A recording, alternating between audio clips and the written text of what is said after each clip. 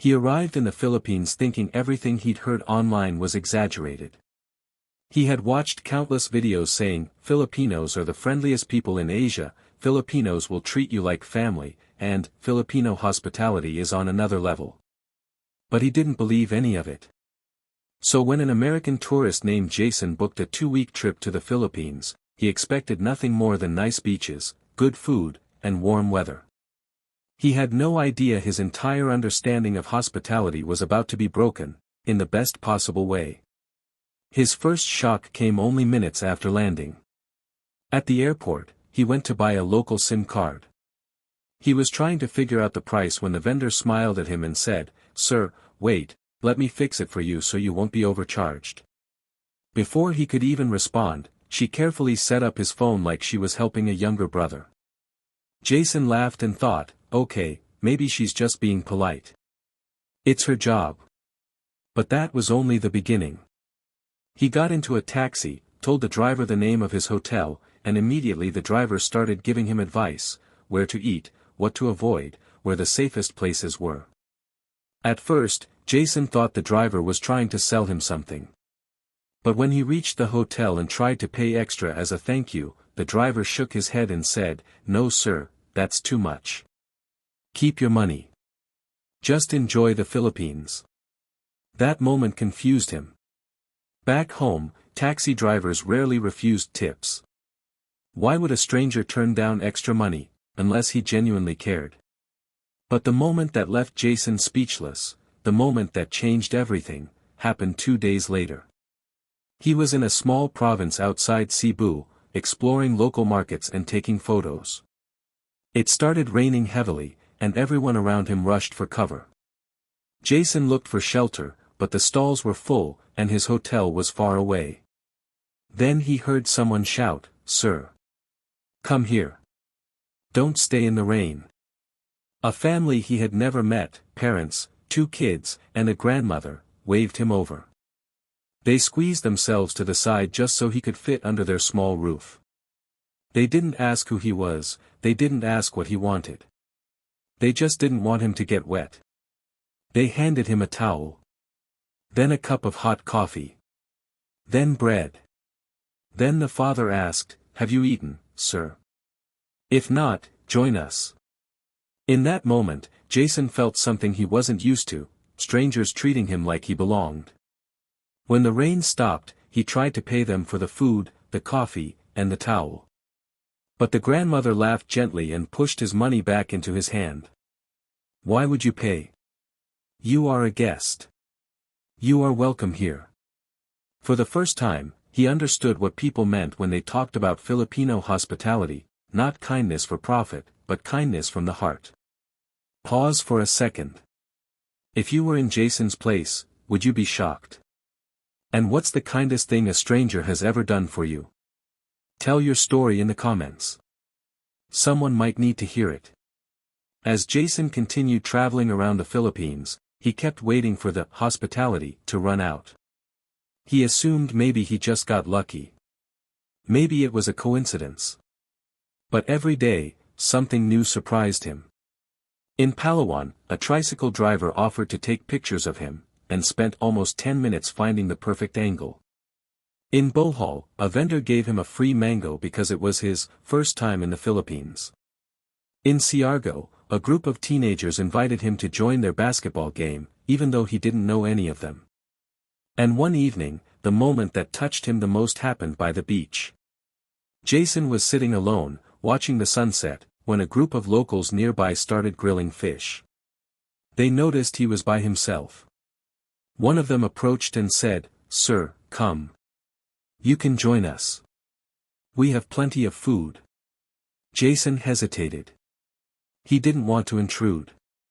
But they insisted with smiles that felt impossible to refuse.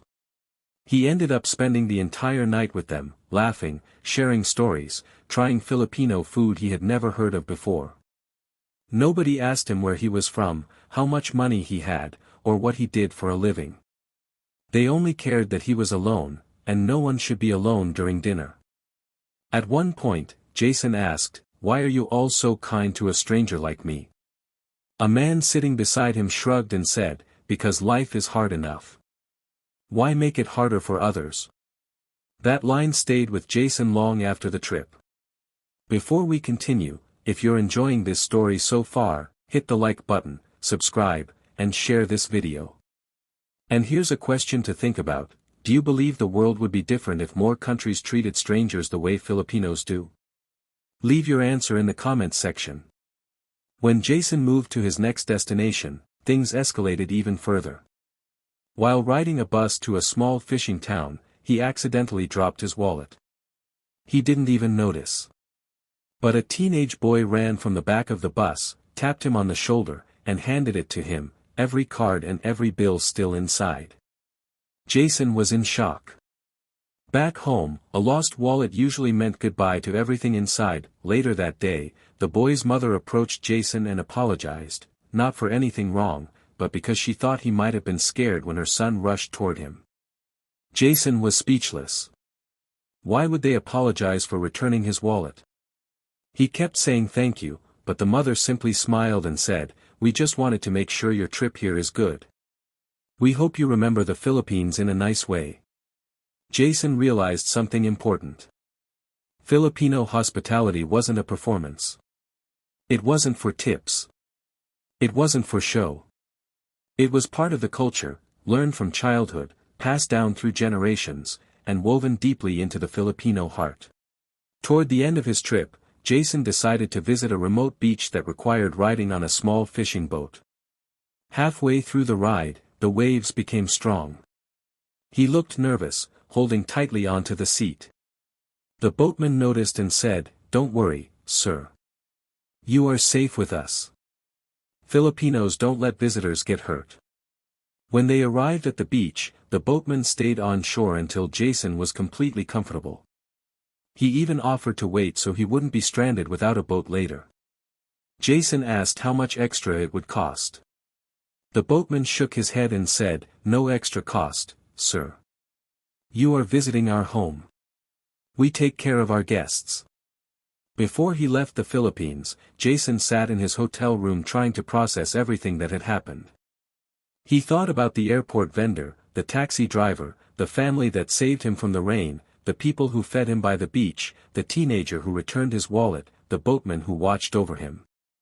He realized he had come to the country expecting nothing special. But he was leaving with something priceless.